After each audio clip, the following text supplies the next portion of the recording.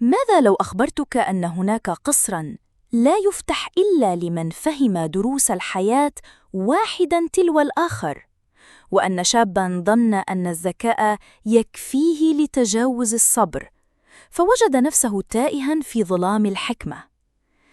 هذه ليست مجرد حكاية، إنها رحلة في أعماق النفس، حيث كل باب يمثل درساً، وكل خطأ يترك أثراً. استعد لتكتشف السر وراء الصبي والباب العاشر. في حكايات صفاء، لكل حكاية عبرة، ولكل بطل قدر مكتوب في سطور الزمن. نبدأ حكايتنا على بركة الله، ونصلي على سيد الخلق محمد خير من وطئت قدماه الثرى صلى الله عليه وسلم. فشدوا الرحال معنا إلى زمن كانت فيه الحكمة تخرج من فم الحكوات، والسحر يختبئ بين طيات الكلام. في قرية صغيرة تقع على سفح أحد الجبال المطلة على قصر الأسرار، عاش صبي يدعى فارس. كان فارس ذو قلب نقي وعقل متوقد، لكنه كان أيضاً يتسم بصفة غالباً ما تكون سلاحاً ذا حدين: الاستعجال. كان يرى كل شيء أمامه غاية يجب الوصول إليها بأسرع وقت ممكن، وكل عقبة مجرد تأخير لا مبرر له. كان يحلم بدخول قصر الأسرار لا لرغبته في استيعاب الحكمة خطوة بخطوة، بل لرغبته في بلوغ ذروة المعرفة فوراً، للحصول على القوة والبصيرة التي يمنحها القصر دون عناء الانتظار. تناقلت الأجيال حكايات عن القصر وعن أولئك الذين حاولوا دخوله، فمنهم من صبر وظفر، ومنهم من تعجل وتاه. كانت الأمهات يخبرن أطفالهن بأن لكل شيء وقته، وأن الحكمة لا تكتسب بالقفز فوق الدروس، بل بالتعمق في كل منها على حدة. لكن فارس رغم استماعه لتلك القصص كان يرى فيها مجرد تحذيرات لضعاف الهمة، ولم تزده إلا إصراراً على إثبات أن اختصار الطريق ممكن. في يوم من الأيام، وبعد أن بلغ فارس سن الشباب، قرر أن يحزم أمره ويتجه نحو قصر الأسرار. ودع أهله ورفاقه، وقلبه يملأه الحماس والرغبة الجامحة في الوصول إلى الباب العاشر، الباب الذي يقال إنه يحوي جوهر الحكمة كلها. كان يؤمن في قرارة نفسه: إذا استطاع فتح هذا الباب مباشرة، فسيختصر على نفسه سنين طويلة من الدراسة والتأمل. وصل فارس إلى القصر، ووقفت عيناه ترحلان في بهائه وعظمته. أمامه كان الباب الأول، مصنوعاً من خشب البلوط الصلب ومزيناً بنقوش ترمز إلى الصبر. كان الباب مفتوحاً جزئياً، يدعو من يقف أمامه إلى الدخول، لكن فارساً لم يعره اهتماماً كبيراً. نظر حوله باحثاً عن الباب العاشر.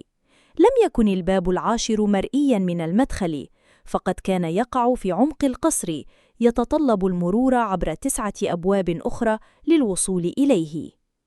تجاهل فارس الباب الأول، وركض عبر الممرات، متجاوزاً الباب الثاني والثالث والرابع، والتي كانت ترمز إلى الاستماع والتواضع والتعلم من الأخطاء.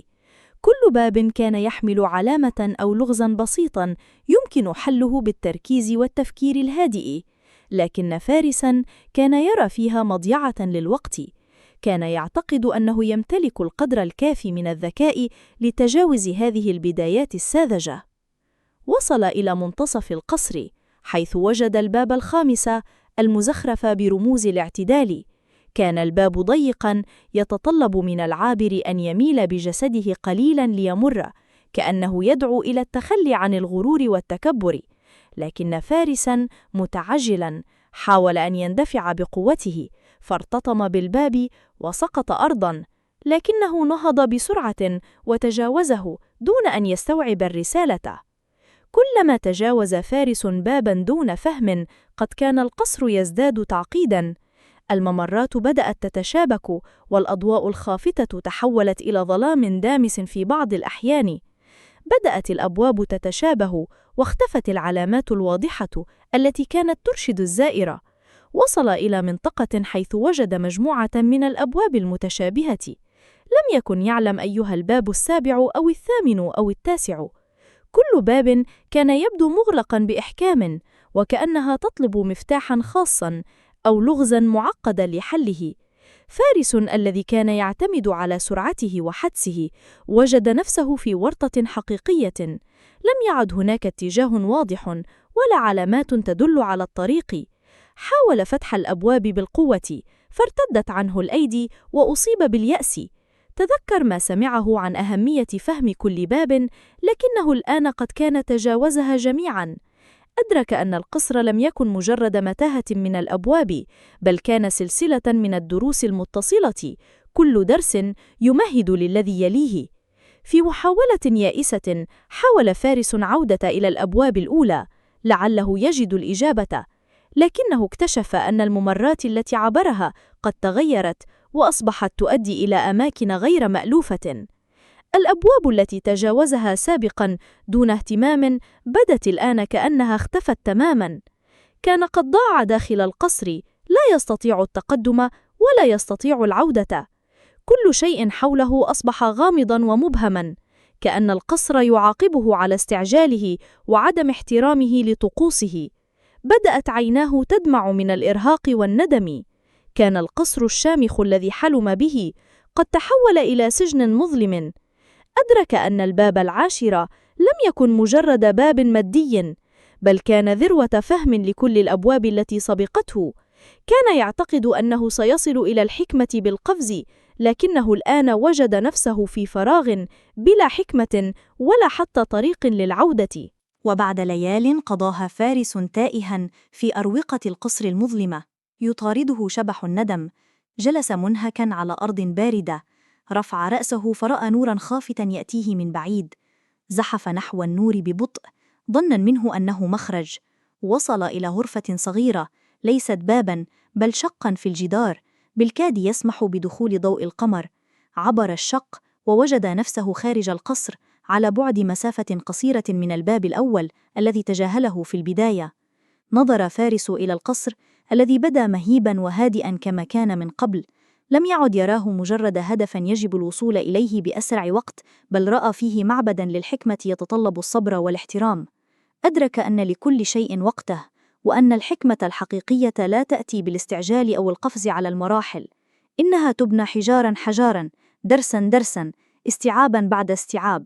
منذ ذلك اليوم عاد فارس إلى قريته، لكنه لم يكن فارس السابق. أصبح أكثر هدوءا وتأملا.